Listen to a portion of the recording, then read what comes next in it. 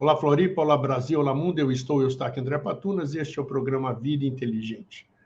Hoje com um tema que eu sonho há muito tempo em esclarecer, e a pessoa que eu convidei, eu acredito que seja a mais adequada. Por que eu acredito que seja a mais adequada? Porque ele sabe o que diz, ele é corajoso, não tem rabo preso com ninguém, desculpa a expressão chula, rabo preso é chulo, né? Mas, então, e tem um conhecimento profundo. Então, eu acho que todos nós vamos ganhar hoje com descobrindo quem é Apolônio de Tiana, ou quem foi, né?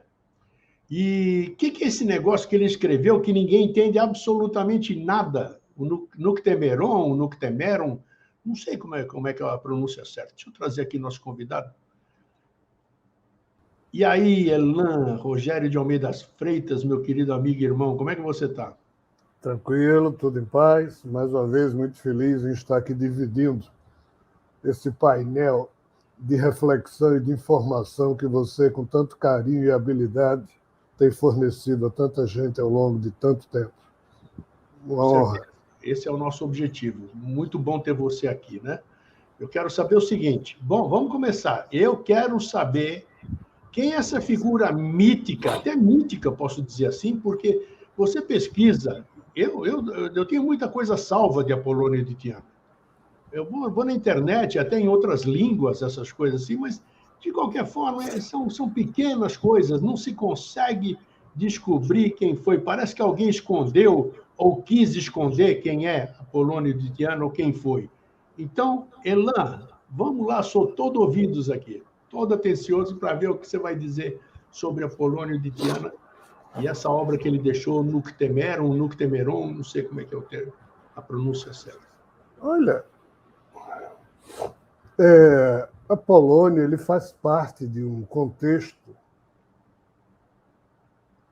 que simplesmente desapareceu da própria cultura grega e depois a história do seu legado foi absorvido pela cultura romana, mas a cultura romana ela termina se confundindo com o poder da Igreja Católica, quando a cultura romana se transformou em cristã, e a Igreja Católica destruiu totalmente todos os registros que existiam do antes de Apolônio, da vida de Apolônio e depois de Apolônio, e por isso sumiu.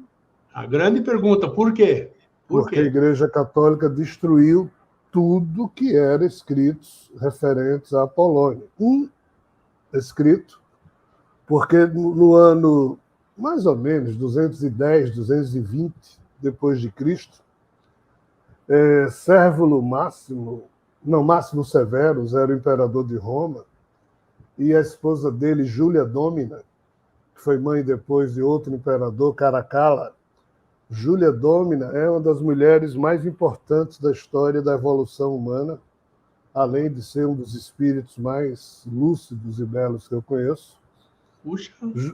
Júlia Dómina, como imperatriz romana, ela contratava filósofos, e ela contratou um chamado Flávios Filostratos, acho que o nome do cara é esse, e foi esse cara que saiu pesquisando e escreveu uma obra notável sobre a figura de Apolônio de Tiana, os contatos que Apolônio teve com 4 imperadores romanos, Nero, Vespasiano, Dominiciano e Nerva,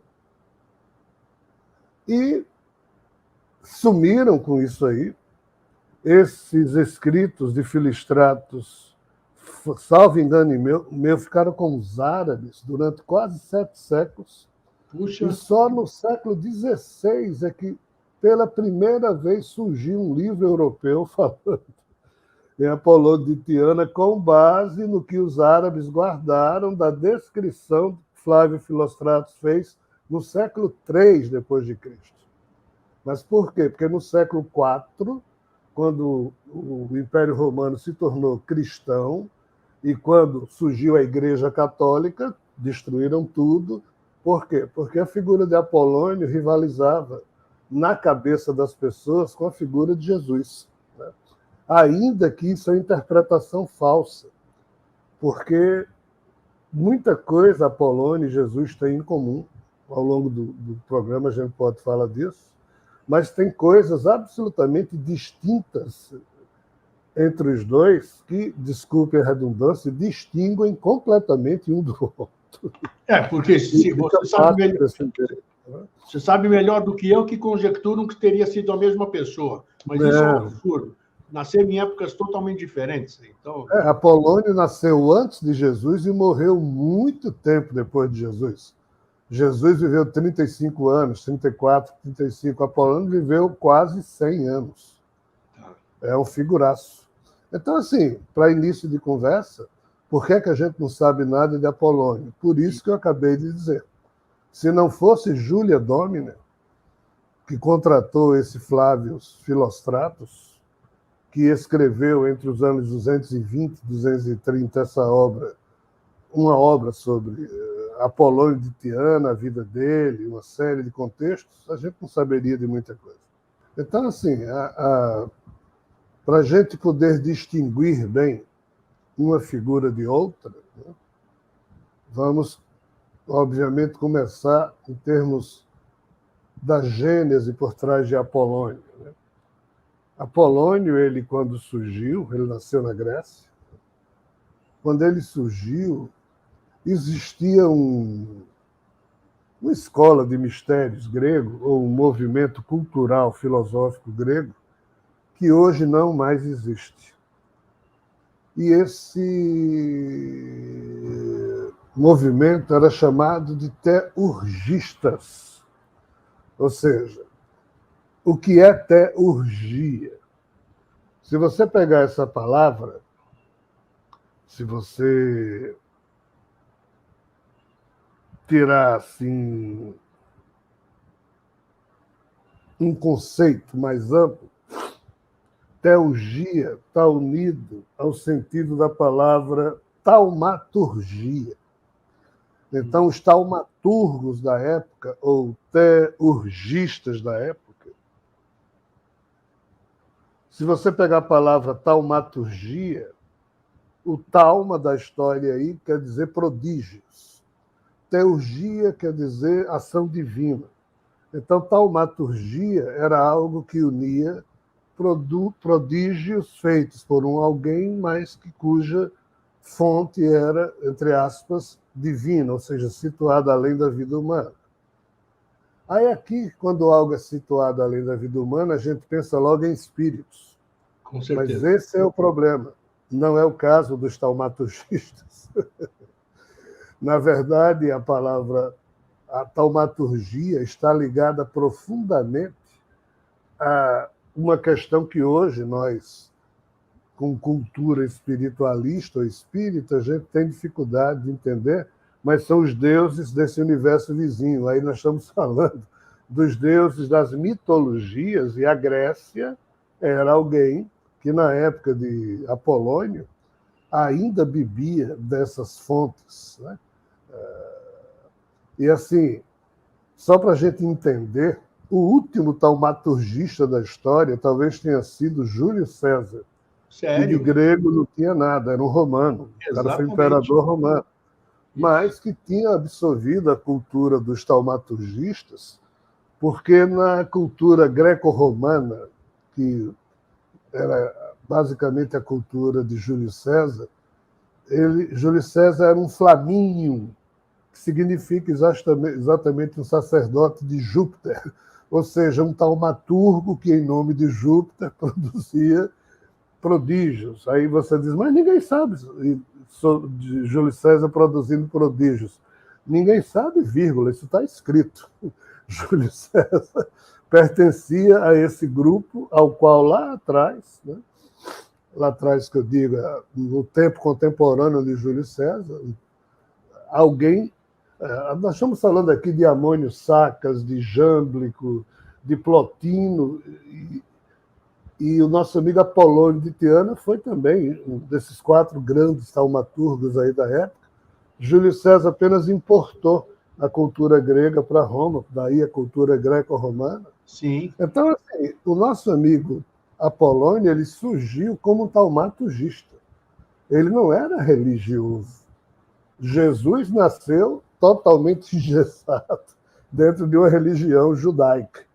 Jesus foi um homem prisioneiro da crença do seu povo. Apolônio nasceu num povo que não tinha crença de porcaria nenhuma em termos de prisão e cada um acreditava no que queria. Então tinha essa turma entre os gregos, né, que acreditavam, ainda acreditavam, no contato de humanos escolhidos com seres divinos celestiais, não eram espirituais, que são esses seres. Isso que eu ia te perguntar. Essa divindade da teurgia deles, da taumaturgia, Zeus, Apolo, eram os mitológicos, né? Os deuses mitológicos, né? Tá, Zeus, Apolo, blá, blá, blá, por aí. Né? Okay. Tanto que o Júlio César era com Júpiter, que é o mesmo Zeus, só que com o nome romano. Claro. Então, o nosso amigo Apolônio de Tiana, ele nasceu com essa liberdade que Jesus nunca teve. Jesus teve que ser um seguidor das Escrituras, anunciaram que ele era o Messias, e ele tinha que cumprir aquilo tudo, tinha que ser judeu o tempo inteiro, blá, blá, blá, blá, blá, blá, submeter-se a Javé, essa história toda. Né? Apolônio, não. Apolônio era livre para fazer o que ele quisesse, e ele fez muito mais do que Jesus em todos os sentidos. Isso é que é complicado dizer. E onde Apolônio... estão esses feitos aí? Onde é que estão? Essa que é... Olha, muita coisa se perdeu, mas nesse livro de Flávio Filostratos, o companheiro de Apolônio retrata. Jesus tinha 12 apóstolos e vários discípulos. Apolônio só tinha um amigo que viajava com ele, mas esse amigo era muito letrado e deixou muitas narrativas de situações pelas quais Apolônio naturalmente realizava os chamados prodígios. Não é o Flávio Filostrato, não é esse? Não. Tá. Flávio Filostratos é um filósofo do século III que escreveu sobre Apolônio. Perfeito. Esse amigo de Apolônio era alguém que foi contemporâneo dele, bem mais novo que ele. Aliás, um pouco mais novo que ele, que dedicou 50 anos da sua vida a acompanhar Apolônio e registrar seus feitos. Né? Então, os conselhos que Apolônio deu a Nero, a Nerva, a Domiciano, tudo isso está registrado tanto em Roma como nas descrições desse discípulo de Apolônio. Mas, enfim, Apolônio, então, foi um cara que o que Jesus fez em 3 anos no Ministério Público, Apolônio fez durante mais de 70 anos ao longo da sua vida pública. Ele foi um milagreiro, ele foi um curador, ele foi tudo aquilo que Jesus também foi, vamos dizer assim. Aí implica a gente fazer uma análise mais profunda. Então vamos lá, vamos para o taumaturgista, ele, em tese, ele termina sendo isso que a gente chama hoje em dia de milagreiro, de alguém que fazia milagres, prodígios, blá, blá, blá, um curandeiro. Né? Mas qual é o conceito mais profundo da taumaturgia? Vamos lá. É uma medicina curativa de ordem celestial e espiritual, ou seja, é você usar a interferência divina em benefício de algo humano. Então, o que Jesus apresentou como sendo um prodígio que só o poder do Pai dele, exercido por ele, seria capaz de produzir, Apolônio e outros taumaturgistas faziam isso meio que de uma forma mais comum, sem as frescurites da crença religiosa, sem a devoção religiosa. Né? Então, era mais um tipo de curiosidade intelectual que esses humanos aí, que eram muito acima da média. Veja bem, Jesus se acompanhou de pessoas extremamente medianas. Tá? Só tinha Judas Iscariote ao lado de Jesus, que tinha uma mente brilhante. O resto eram pessoas normais. Apolônio sempre conviveu com um monte de mentes brilhantes. E ele próprio também era uma mente brilhante. Né? E essas mentes brilhantes ficavam olhando para o povo, e aí, desculpe fazer essa distinção, mas aqui a gente tem que partir do princípio de que aquele que é sábio termina evitando o contágio com a mentalidade comum que marca o rebanho humano, senão ele se imbeciliza junto. Sim. Então ele fica a uma distância prudente. Ele se envolve com o rebanho, mas sai. Ele não fica na egrégora do rebanho. Então, Apolônio e esses outros que eu falei aqui, Jâmblico, Amônio Sacas, blá, blá, blá, eram figuras que ficavam se perguntando. E isso já vinha de Tales de Mileto, já vinha de Éfeso, de Heráclito de Éfeso, de Anaxágoras, de Parmênides, de Pitágoras, as figuras que antes desses taumaturgistas, né, Platão, Sócrates, se perguntavam como é que a humanidade pode evoluir. Porque os gregos sempre notaram algo tremendamente inquietante. A humanidade não evoluía. Alguns seres humanos, sim, mas não a humanidade. Perfeito. A humanidade nunca evolui, ela vai atrás do prejuízo sempre. Ela corre atrás dos fatos, mas o gasto da energia humana comum é para sobreviver ao dia. O gasto da energia de um homem, de uma mulher, que usam da sabedoria, é para produzir ao longo do dia o máximo de reflexão, de busca intelectual, ou de vivência de uma disciplina no campo da consciência meditativa, é totalmente diferente. Então, essas figuras ficavam se perguntando o seguinte, meu irmão Eustáquio, será que é bom ou ruim para o ser humano receber uma bênção, um milagre? Será que o ser humano, se for acostumado a receber bênçãos, será que ele vai conseguir um dia despertar os seus potenciais pessoais? Porque ele está tão acostumado a receber que ele só vai querer receber. Com certeza. E olha que na Grécia não tinha esse papo de orar para receber, que ao mesmo tempo em que Apolônio atuava, Jesus lá na Palestina estava com esse papo. Peça ao Pai que ele dará. Então, veja a diferença de conduta. Tá? Torno a dizer, Jesus, eu não estou falando aqui de maior e menor, não é isso. Mas Jesus foi um cara que nasceu já escravizado a uma religião. Não é o caso de Apolônio.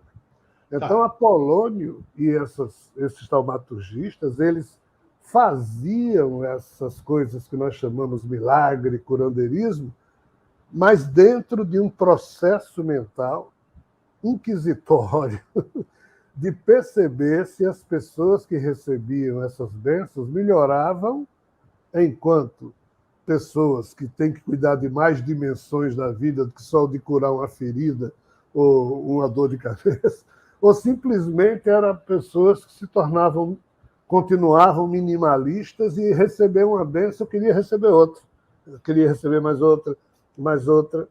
Então, só para devolver a palavra para você, é preciso a gente distinguir o que Apolônio fez, como ele fez, do que Jesus fez e de como Jesus fez. Ambos fizeram coisas muito semelhantes. Mas cada um embrulhou o que fez de acordo com certos painéis ou campos da consciência mais ampla que a humana, né? Jesus, adequando tudo a uma questão religiosa, mas não era o caso de Apolônio. Apolônio buscava compreender que tipo de método poderia ser aplicado à consciência humana para que esta pudesse evoluir e não estacionar na tentativa de sempre receber bênçãos. Então, muito bem. Aí você chegou, encaixou direitinho o que eu queria perguntar. Vamos falar já falamos de Jesus, a história de Jesus, mesmo tendo sido contada em diversas versões, mas existe um padrão ali, né? Mais ou menos todo mundo conhece aquilo lá que foi Deus, filho de Deus, e nasceu assim, assado. Apolônio de Tiana, espiritualmente, vamos dizer, ele foi um enviado? Ele era um enviado? Que tipo de espírito que foi Apolônio de Tiana? Isso que eu quero saber. Olha, eu produzi um livro chamado Quarto Logos para explicar isso. Esse livro, O Quarto Logos, mostra exatamente quem seria o espírito que foi Apolônio de Tiana. É mesmo? Quarto Logos é o nome do livro? Tá. Bom a gente saber. Inclusive, nós estamos no ano 2023, né? Sim. Agora, no último mês de fevereiro de 2023, eu dei uma palestra em Buenos Aires só sobre o Quarto Logos. Opa! Então, o espírito que teve apenas uma encarnação na Terra, como Apolônio, do mesmo modo que o espírito de Jesus também só teve uma, como mesmo? Jesus. Eu desconhecia essa informação. Na verdade, eles trabalham muito próximos, porque, assim, se Maria foi alguém que foi fecundada por um espermatozoide cósmico, artificialmente inseminada, porque foi retirado do Cristo cósmico, chamado em hebraico de Roquema, e em grego de Sofia, e eu explico isso também em outros livros que produzi. Da mesma forma que Maria concebeu virgem e produziu Jesus, a mãe de Apolônio de Tiana também foi assim. Nos livros que eu escrevo, eu me refiro a um velho codificador de Ziam. Ziam seria um dos planetas do sistema de Capela.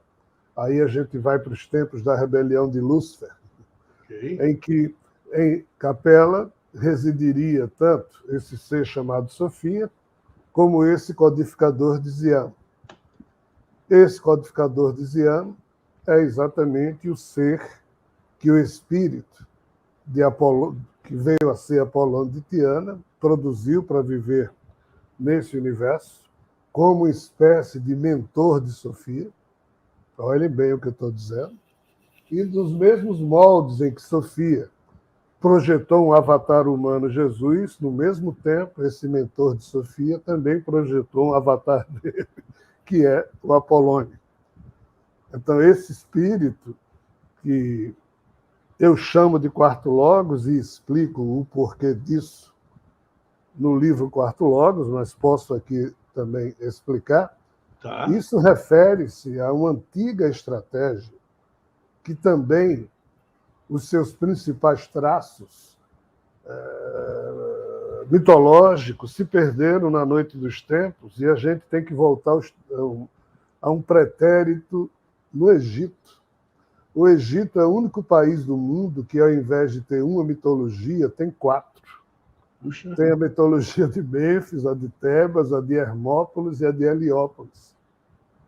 Então, assim, a turma não sabe disso, pensa que é uma coisa só, mas é absoluto.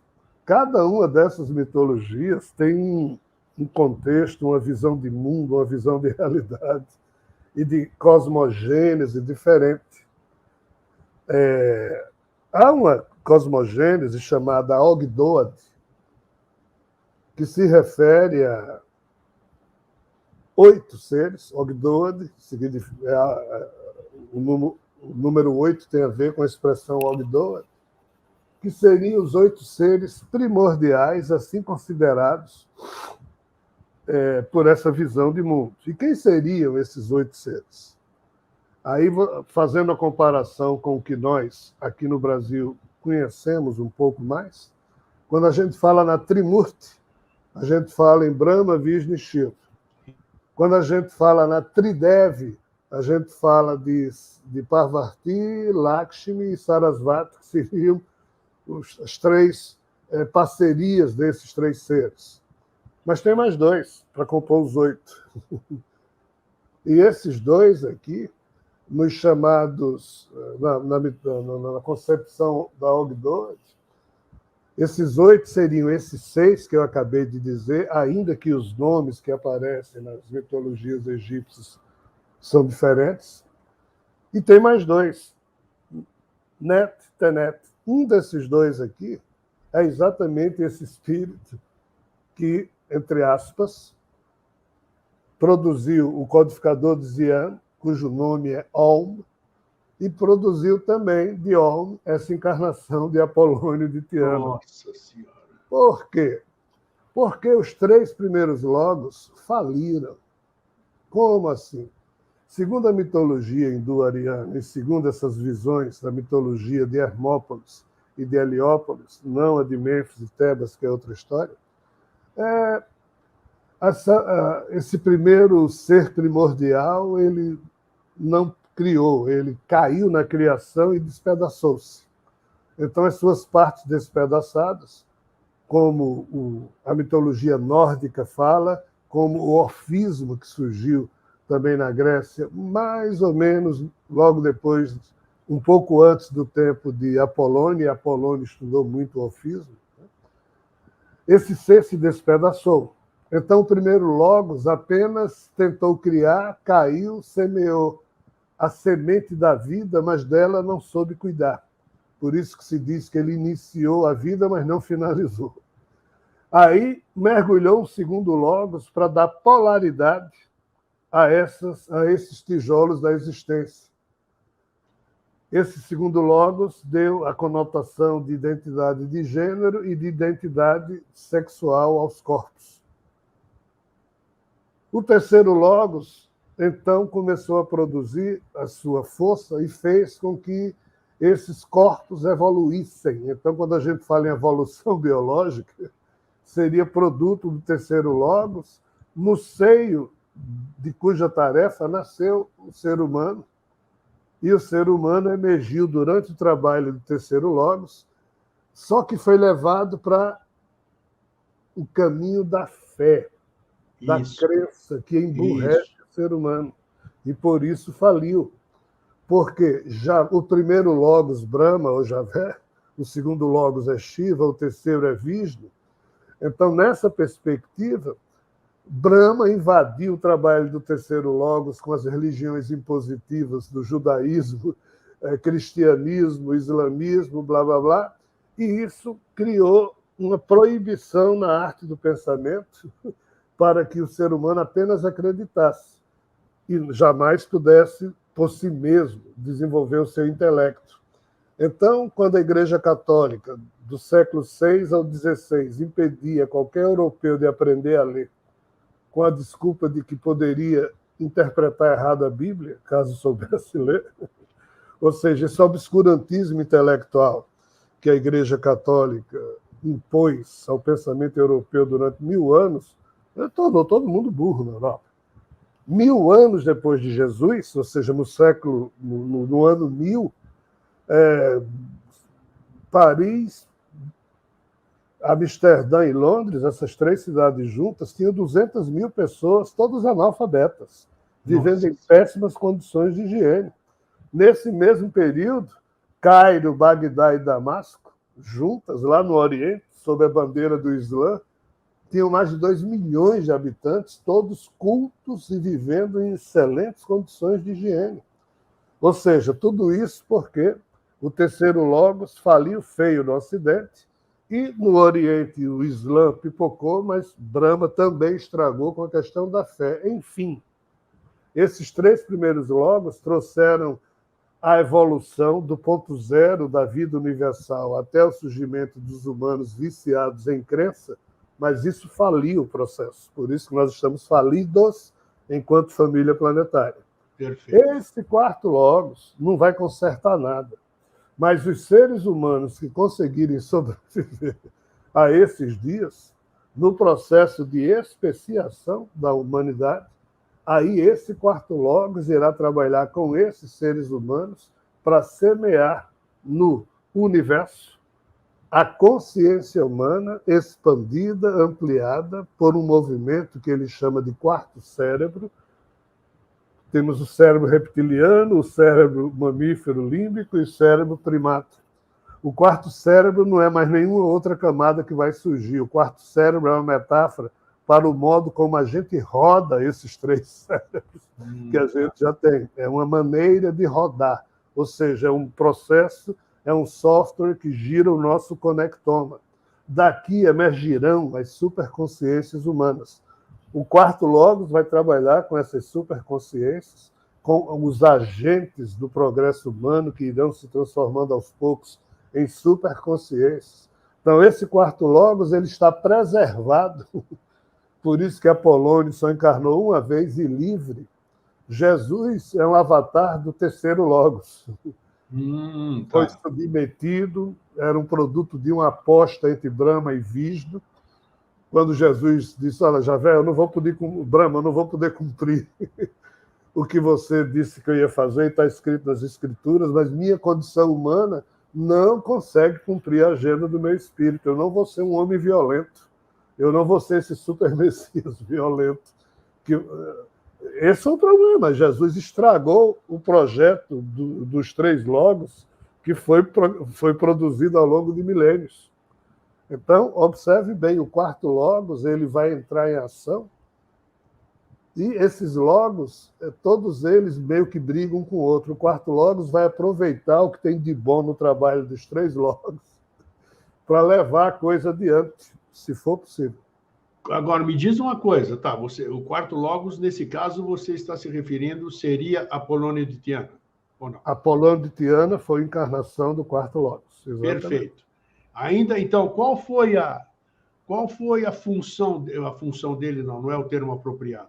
Qual foi o legado? Qual é o legado dele? Que ele viveu um tempo aqui, foi embora, esconderam a história dele, os feitos dele, as sementes dele estão escondidas. Podem ter até germinado. Certamente devem ter germinado. Mas desapareceram. Nós vamos falar daqui a pouco daquela obra dele aqui, que é um mistério também. Para mim é um mistério, né? Então, qual é o legado de Apolônio de Tiana? O legado de Jesus ali, o Cristo, nós já sabemos. E o de Apolônio de Tiana? O legado de Apolônio de Tiana é muito mais amplo. O de Jesus ficou circunscrito à crença judaica, ao cumprimento das profecias judaicas, ao processo escatológico que se deduz a partir dos vaticínios dos livros no âmbito do contexto bíblico, seja o Apocalipse, seja as profecias complicadas de um Zacarias, de um Malaquias, de um Daniel, de um Isaías e por aí vai. O processo de legado de Apolônio é muito mais amplo. O legado de Apolônio se deu no campo político. Ele evitou um monte de confusões do Império Romano. Ele direcionou esforços, não digo de Nero, porque Nero era louco, mas Vespasiano, Domiciano e Nerva, ele tentou realizar um plano de gestão mundial, uma espécie de um retorno a uma possível sinarquia que só se observou na época de Rama, o Conselho de Sábios, né? Tudo isso foi tentado por ele, mas não vingou.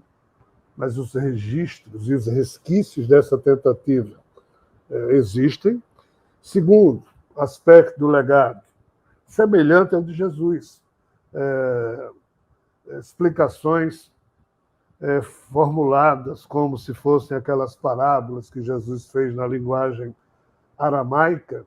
Na cultura greco-romana, o nosso amigo Apolônio produziu diversas interpretações, lições, reflexões sobre a vida, todas elas destruídas. Então, assim, esse legado de Apolônio para a humanidade, literalmente, foi riscado do mapa. E ele deixou ainda um legado, que é o Nutemeron, que é um livro que ninguém entende, vírgula.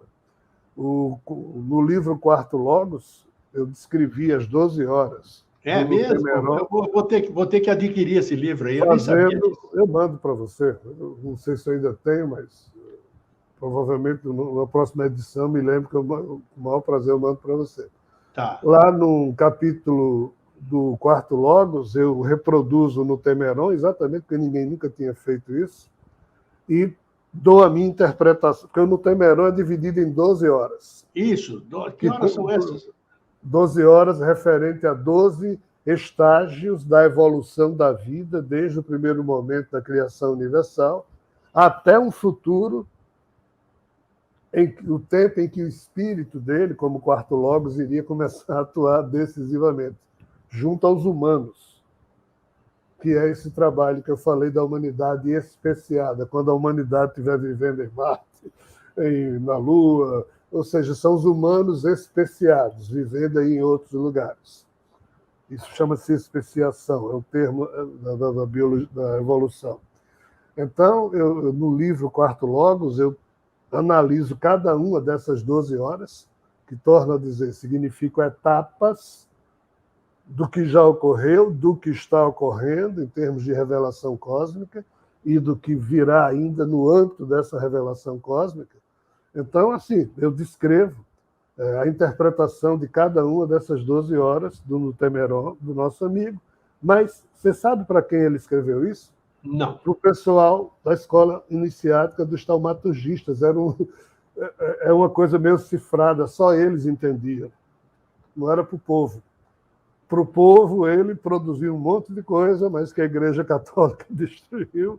Puxa. E que ficou meio que misturada com as questões dos seguidores de Mitra, em Roma, onde Apolônio esteve diversas vezes, e misturado com a cultura greco-romana. Boécio, lá na frente, no século V e VI, tentou distinguir isso, mas já não encontrou quase nada sobre Apolônio, porque um século antes de Boécio, a Igreja Católica destruiu tudo. Então, assim, o legado do nosso amigo Apolônio, ele tem um legado hermético, oculto, que é esse no Temeron, que só quem entendia era a turma lá dos taumaturgistas da época. Deixou um legado popular que foi destruído e um legado político que não vingou, não deu certo junto ao Império Romano. E ele, em vendo isso, se retirou, passou os dias da sua velhice viajando pelo mundo e refletindo sobre as coisas da vida, e assim sua vida findou. O legado de Apolônio, ele é um legado meio que, entre aspas, falso. No sentido de que ele não se preocupou em deixar um legado. Ele não tinha essa preocupação. Ele tentou, ele fez um teste. Como eu disse para você no início, a mente de Apolônio, a mente de Amônio de Sacas, de Jâmblico, de Plotino, de Porfírio, as mentes desses caras, eles olham para a humanidade como uma extensão da família deles e veem o que é que eles podem fazer. Torno a dizer, eles não são religiosos, então eles fazem testes em relação aos poderes que eles têm para ver se aquilo é benéfico ou não para a humanidade. Quando eu digo que Apolônio não se preocupou em deixar um legado, é porque ele estava fazendo isso, um teste. Ele não estava querendo convencer ninguém de nada. Ele, como Jesus tentou convencer os judeus a amarem Javé, a tentarem blá, blá, blá, blá, blá, blá, nesse sentido. Mas o tentar convencer é uma questão da raiz política do povo hebreu que Jesus respeitou e teve que fazer. Apolônio não. Apolônio apenas tentou aconselhar os senadores romanos e os imperadores romanos a montar um colegiado de sábios que assessorasse melhor o Senado romano e os próprios imperadores. Apolônio tentou deixar lições para o trivial da vida humana e deixou, mas a igreja destruiu. E Apolônio deixou informações meio difíceis de serem entendidas, como no Temeron, mas era para os iniciados da época. Então, assim, o legado dele não pode ser tido exatamente como legado, mas como o que sobrou da aventura que ele produziu para ele mesmo aqui, numa espécie de apropriação no seu espírito de quê, Eustáquio? Dos protocolos do cérebro humano, para lá no futuro ele poder orientar os humanos de uma forma mais estratégica. Essa obra que ele deixou no Temeron, ela não seria, vamos dizer, Hoje deve existir, não existem taumaturgistas espalhados pelo planeta. Tem gente que trabalha com teurgia, essas coisas todas. Não seria interessante, porque, ou talvez exista, e eu não sei, que é muito mais provável isso, né? O estudo, tentar entender as 12 horas do Noctemeron, traria algum progresso para a humanidade? Eu acredito que sim, né? E por quê? Se sim, por que isso não está sendo feito? Eu acredito que esteja sendo feito, mas... Olha, as 12 horas do Noctemeron são meio que proféticas, né? Proféticas. A taumaturgia era lida também com esse troço, mas é um tipo de profecia absolutamente diferente daquela que os hebreus, que é a visão judaico-cristã e semítico-babilônica, introduziram no panorama do pensamento humano. O nosso amigo Apolônio, ele não fez aquilo como uma profecia, ele fez aquilo como uma cronologia para as pessoas iniciadas no estudo dos mistérios.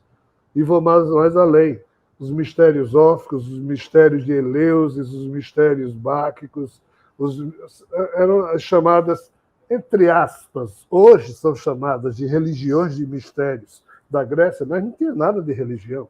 É Sim. porque eram núcleos iniciáticos que estudavam isso ao longo de 6 últimos séculos antes da época de Jesus, e o nosso amigo Apolônio emergiu a partir de um desses grupos, que é exatamente os taumaturgistas, que estudavam de tudo, principalmente a questão ófica e a questão hermética vinculada aos mitos aos cultos de Eleusis, que é uma cidade grega. Mas assim, cara, olhar na hora que a gente diz Apolônio e Jesus viveram na mesma época, fizeram a mesma coisa, isso termina dando uma ideia falsa de que um estava desinformação.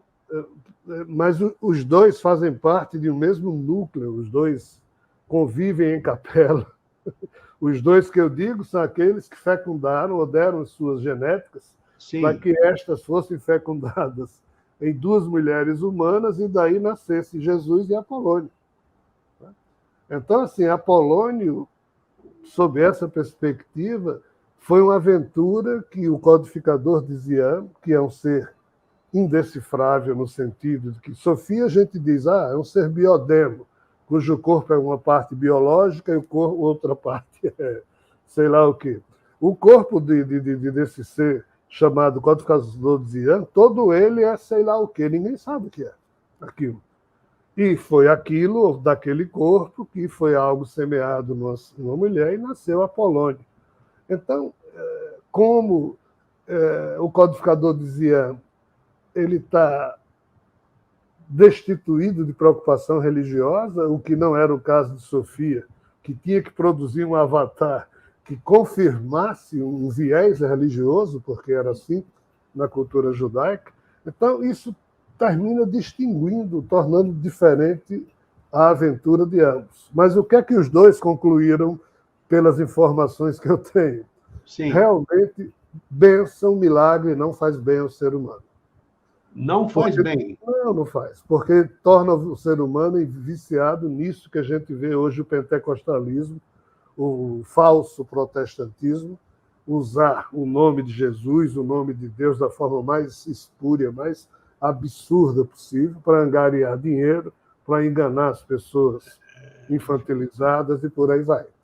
Então, assim, eu sei que eu vou falando assim, eu termino desagradando a muita gente, criando problemas para mim mesmo, mas não há outra forma de dizer isso se a gente pretende conversar de forma adulta sobre essas questões. Tem que ser verdadeiro. Então, por isso que a coisa foi concluída nesses termos e por isso que isso foi sumindo da face da Terra.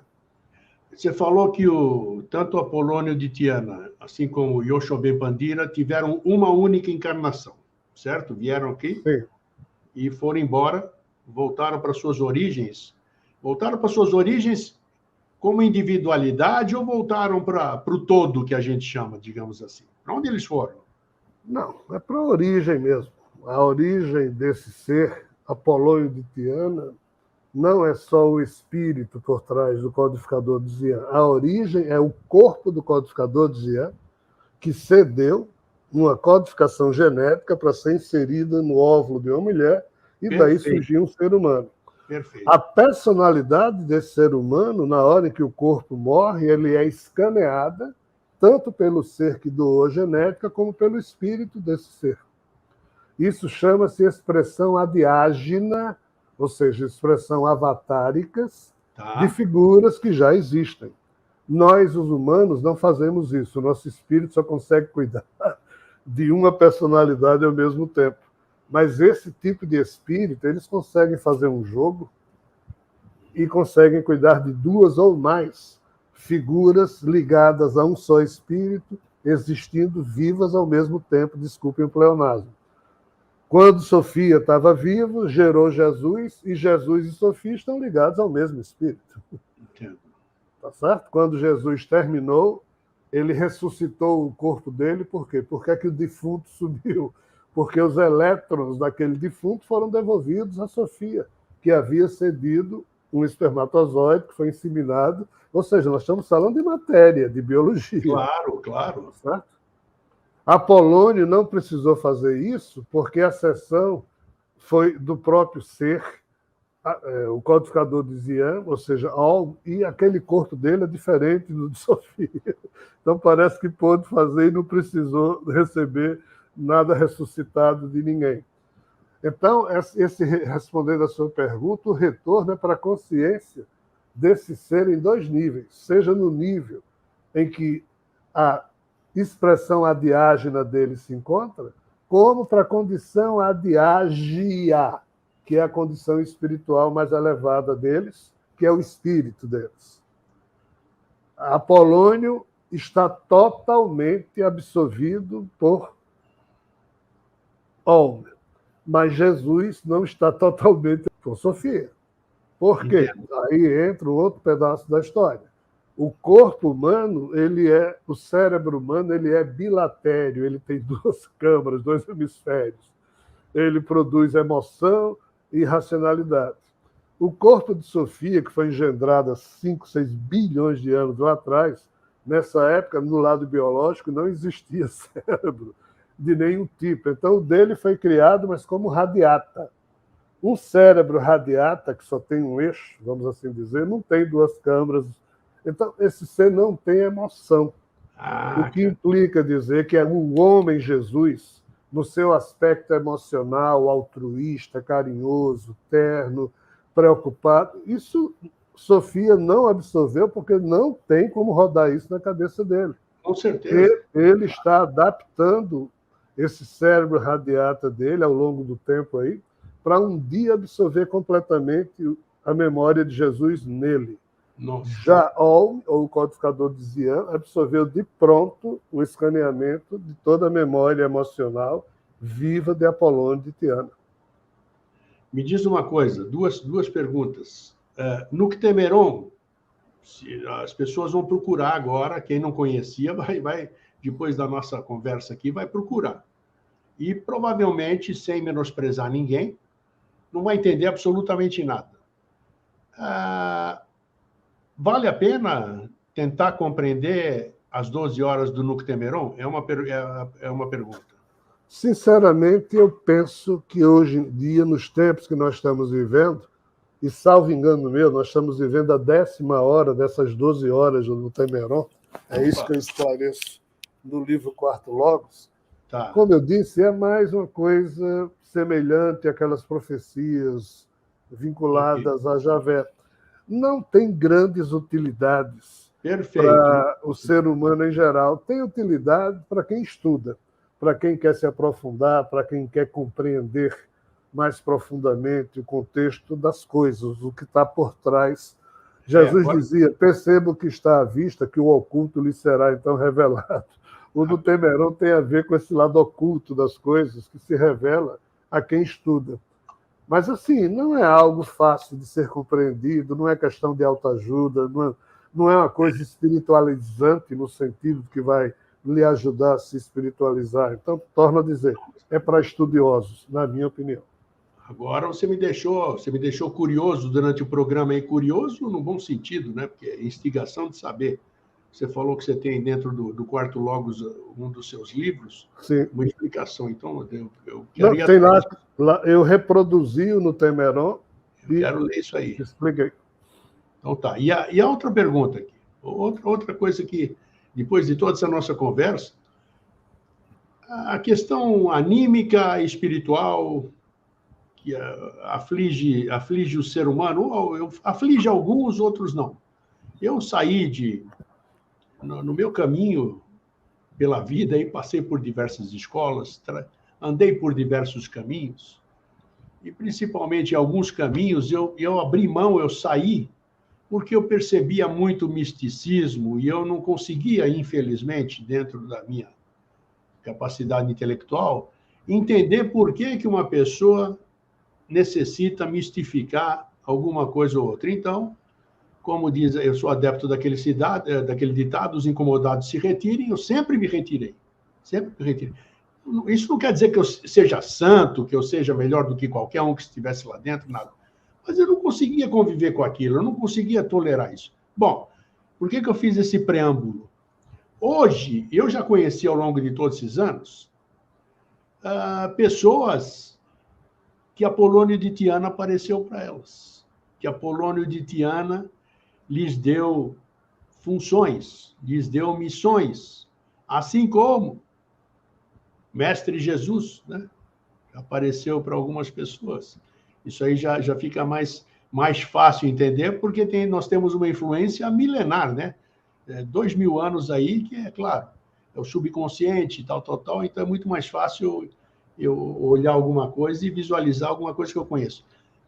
Pergunta: Apolônio de Tiana e Jesus, o Cristo, Yoshua Ben Pandira, que tiveram uma encarnação só, como você disse aqui, eu desconhecia, eles andam por aí falando com as pessoas, se apresentando, trabalhando, dando missões, essas coisas todas? Sinceramente, Apolônio, eu penso que não. Porque o espírito que o caracteriza, que o produziu, não tem esse viés de atuação. Ele não se movimenta nesses termos. Já o Espírito de Jesus, este sim. Este pode e tem feito. Tá? Por quê? A pergunta é difícil. Responde se quiser. Por quê? Porque, entre aspas, o plano de Jesus nunca deu certo. Tá. Entenda que Jesus, ao desencarnar, ele olhou assim para os apóstolos e disse: estou ferrado. Ninguém entendeu muita coisa, eu mesmo, quando estava vivo, não disse tudo. Mas Jesus foi atrás de quem? De um judeu que perseguia exatamente os apóstolos, de Saulo de Tarso. Sim. Aí pediu a Saulo, para Saulo levar a mensagem dele para outros povos. Mas Saulo não conhecia a mensagem dele. Mas a questão é, por que diabo Jesus foi pedir a Saulo de Tarso? E não aos apóstolos? Porque os apóstolos não entenderam nada. E, para piorar, Saulo fez o que pôde, mas também criou coisas que Jesus nunca falou. Aí Jesus, ressuscitado, pegou Maria de Madalena e começou a dizer coisas que em vida não havia dito, porque ele só percebeu isso na cruz e ressuscitado. Então, se isso que eu estou dizendo estiver correto, o Espírito de Jesus sente um incômodo que o de Apolônio não sente. Porque, além de tudo, o legado de Jesus foi absolutamente transformado nessa loucura que a gente vê hoje. Perfeito. Tá certo? Então, o espírito dele continua atuando na medida em que pode para possíveis correções de rumo, não na religião, mas no sentido da informação filosófica, da informação espiritualizada que possa... Né? Então, assim, por isso, respondendo a sua pergunta, que o Espírito de Jesus faz isso e o de Apolônio eu penso que não faz. Agora, se você me perguntar, mas é comum o Espírito de Jesus sair aparecendo. Não, Primeira encarnação, como você disse. Não é. Jesus, ele não joga cruz nos ombros de ninguém. Ele não pede nada a ninguém no sentido de, faça isso, sabendo que ele já fez isso lá atrás e é problemático para ele. O problema é, Jesus tenta nos sensibilizar, aí nós, se percebemos ou não a questão que ele tentou nos sensibilizar, cabe a cada um de nós tomar a sua cruz no sentido de e tentar complementar o que ele fez, mas não é do jeito que ele fez, porque a gente não tem estatura moral para isso, é no âmbito da nossa vida, é no âmbito das nossas possibilidades, mas aí entra o ego da gente, de se sentir enviado de Jesus, enviado disso. Jesus me apareceu, eu vou fazer. Isso é muito complicado. Tá. Finalizando, 2 perguntas. Apolônio prometeu a alguém, ou disse a alguém que um dia voltaria para cá, para esse plano? Não. Tá. Esse é o problema. Ele é alguém livre de promessas, livre de compromissos, ele tem uma estratégia, ele executa essa estratégia com os alunos de uma escola da decifração que ele tem no sistema de capela. Só para você saber, tá. Um outro livro que eu lancei chama-se Escola da Decifração da Realidade, que é o velho método que esse ser inventou como codificador de Xi'an, e a gente vai tentar resgatar isso aqui na Terra. Mas isso é iniciativa de ex-alunos desse ser. Mas não é porque ele pede, ordena ou vê nisso uma missão. Isso é uma necessidade. O que é a escola da decifração da realidade? É o uso de um velho método mental chamado Druid, que terminou sendo conhecido como filosofia, para se desenvolver a vida, e não desenvolver a vida através de crenças infantiloides, estúpidas, que apequenam o ser humano e desrespeitam o conceito de Deus e desrespeitam a figura de Deus e de Jesus. Em síntese, pelo que você está falando aqui, muitas das suas obras literárias falam sobre Apolônio de Tiana, então, de uma certa forma. Você trouxe, quando você trouxe esse assunto, eu fiquei olhando assim, eu digo, onde é que está que está trazendo? Vai tudo por intuição aqui, mas né? Tem tudo a ver com parte do trabalho que eu faço, porque por trás disso não é que exista o quarto logos atuando, ele ainda não atua, ele um dia começará a atuar, mas existe a memória, né, de parcerias espirituais, né, em que a figura desse ser é muito presente na memória do espírito que me anima. Né? Então, daí a ligação minha, enquanto ser humano, com todo esse processo histórico, e por isso eu tento desenvolver o que eu posso. Mas nesse ponto ninguém me pediu nada, decisão minha. Ok, te perguntei de um, eu vou te perguntar de outro. Na sua crença, não sei se eu posso dizer assim, na sua crença, na sua opinião, na sua vivência, nos seus estudos, na sua experiência, você acredita numa volta do ser Jesus? E se sim, por que ele voltaria para cá? Não é Jesus, é Sofia. Sofia, tá. E Sofia é uma vinda, não é uma volta. Ele está vindo pela primeira vez se apresentar aos seres humanos. Só que a vinda de Sofia é no âmbito da coisa mais desagradável que eu conheço, que é a disputa pela suzerania universal, que é algo que eu descrevi. Suzerania universal. Tá. Um dos últimos livros que eu produzi chama-se Sofia, os Arcontes e a disputa pela suzerania universal.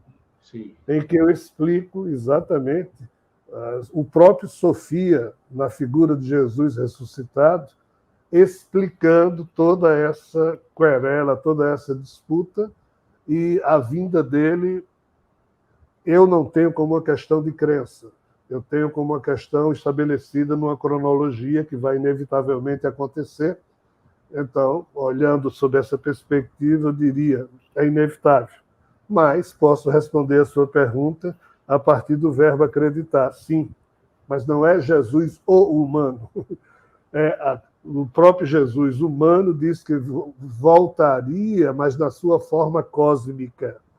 Essa forma cósmica é exatamente esse ser Sofia ou Rockman. O que é que está em jogo? Duas coisas. A disputa pela suzerania universal entre esses seres, que é a coisa mais ridícula que eu conheço, mas que existe desde todo sempre. Todas as mitologias falam disso.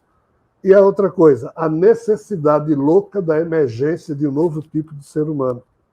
Por falar nisso, Eustáquio, se você me permite, no mês de junho, dias 10 e 11, Sim. nós vamos realizar um evento em São Paulo grande. Nós que eu digo, é a Solange que está à frente. 10 e 11 de junho. 10 e 11 de junho. Tá. E o tema é o quê? A emergência de um novo ser humano. Porque esse é o grande problema. O ser humano não é isso aí que a gente conhece. Esse é o tipo de ser humano que a vida produziu até agora. Mas o ser humano precisa ser gestor de si mesmo e se produzir. E produzir um novo tipo. Então, o Congresso vai ser basicamente sobre isso. E esse é o velho trabalho que os taumaturgistas veem. O que é que a gente precisa fazer para ajudar o ser humano a que ele turbine, alavanque a si mesmo? Então, esse novo tipo de ser humano é um perigo total hoje em dia, porque envolve inteligência artificial, envolve você chipar o cérebro, envolve 1001 temas que não vai dar para a gente falar aqui, porque teria que ser um programa à parte, mas a gente vai discutir isso tudo nesse evento. Por quê? Porque esses são os dois temas mais importantes da vida de todos nós e a gente não sabe. Nós somos vítimas de um experimento que nos isolou, nos deixou prisioneiros na Terra, enquanto os arcontes disputam quem manda no universo, e, ao mesmo tempo, fomos apequenados. A gente precisa se soerguer, então precisa surgir um novo tipo de ser humano. Apolônio de Tiana estudou os dois assuntos. Nesse aqui, ele não se mete, que é a questão de disputa de arcontes, mas ele um dia vai ter que se meter nisso aqui. Mas antes, o ser humano terá que dar alguns passos por si mesmo. E é isso que a gente vai tratar nesse evento. Legal, nós vamos divulgar. O Vida Inteligente vai ajudar a divulgar. E eu disse num programa anterior, você até gostou, e eu continuo afirmando, e vou afirmar até eu passar para o outro lado, assim, para outro plano. O ser humano é alguma coisa que ainda não deu certo. Não deu certo. Exatamente. Então, vamos lá. Toda razão. Elan, é brilhante sempre falar com você. Parabéns, você é um cara corajoso, né? Bota a cara para bater, confia naquilo que fala. Isso é bacana, isso é bacana. Isso é honrar a nossa passagem por aqui. Se a gente errar, pelo menos a gente fez. Erramos fazendo. Então, isso é bom. Isso é nobre. Obrigado, meu irmão, mais uma vez. Um fraterno abraço e até a próxima oportunidade. Obrigado você, Eustáquio. Mais uma vez, muito obrigado. Um grande abraço e abraço a todos que estão nos assistindo. Gente, que bacana, né? Puxa, muita novidade. Vivendo e aprendendo. Por isso que o aprendizado é cada momento, cada segundo, cada lugar onde você menos pensa, as suas respostas estão ali. Então, isso é muito bom. Gente, hoje foi bem, deu para digerir bem. Fraterno abraço e até semana que vem. Tchau.